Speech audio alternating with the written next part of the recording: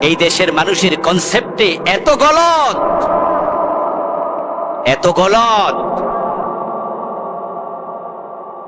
এই যে আমি আপনাদের সামনে বসে আছি, যদি আমি মাথা থেকে টুপিটা খুলে ফেলি আর আজকে নামাজটাও টুপি ছাড়া পড়াই, তাহলে অনেকে গোপনে গোপনে মোবাইলে ছবি তুলে রাখবে, এখানে বসে বসে সমালোচনা করবে, অথবা কালকে ফেসবুকে লিখবে টুপি ছাড়া জুমার নামাজ, এবং ফেসবুক সরগরম হয়ে যাবে। কিন্তু আপনাদের যদি আমি প্রশ্ন করি, এই যে আমি টুপি খুলে ফেললাম, গুনাহ হয়েছে নাকি? টুপি মাথা দেয়া কি ফরজ, ওয়াজিব, সুন্নতে মুআক্কাদা?